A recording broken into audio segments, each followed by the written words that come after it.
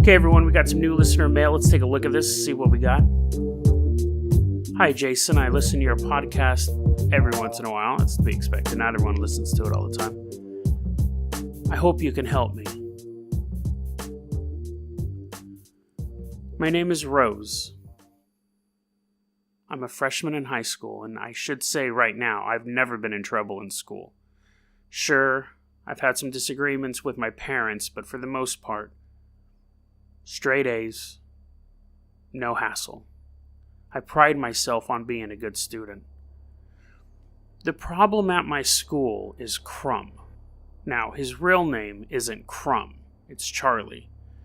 But everyone calls him Crumb because that's basically what he is. He's a slob, and he's a violent one at that. What I don't understand is all the chaos he causes at the school.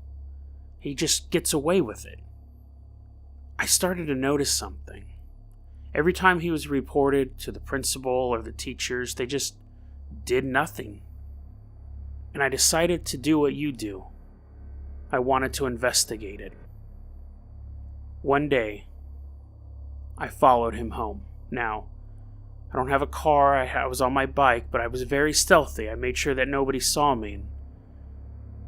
I noticed the day that I followed him, he didn't go in his home. He got to where he lives and stood outside for a while. Till a car drove up, he got in the back seat, and they drove away.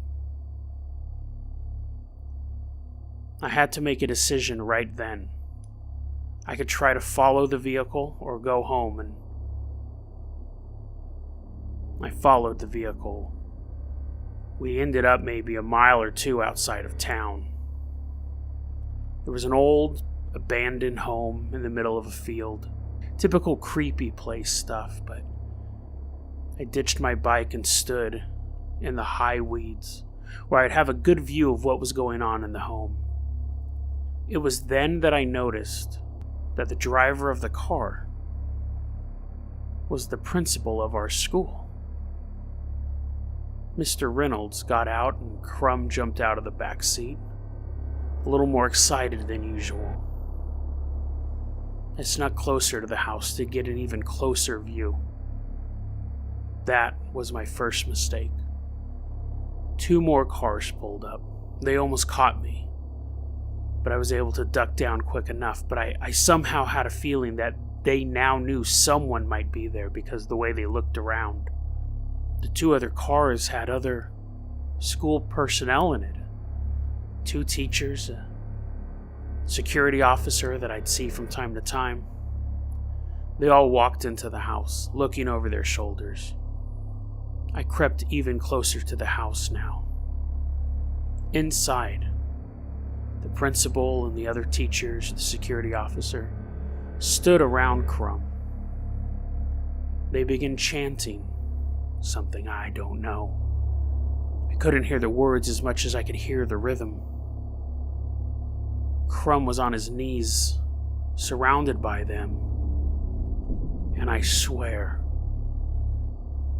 as they chanted, I could see a faint black ooze creep out of his mouth. It looked both liquid and like tendrils. The chanting became faster and faster, and the liquid began to pour out of him to the point where Crumb was gagging. For the first time in my life, I really felt sorry for him. He looked like he was in pain. As it began to drip onto the floor, I saw the adults take handfuls of it and begin to eat it. And that was when I heard them all say something in unison. We drink the hate you bring us. We feed on their fear. They said this a few more times, but at this point I was running back to my bicycle. The shock of seeing the whole thing had finally woken up my legs, and I was able to get out of there. As I was pedaling away as quick as I could, not worrying about being subtle or stealthy, I heard the front door open. I know one of them saw me pedal away. I thought about it later. I thought, that's why Crumb's not getting in trouble. He's picking on us, making us afraid of him, making us hate him.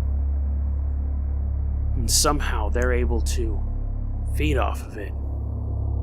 Makes them strong. That's why they protect them. I'm asking for your help now.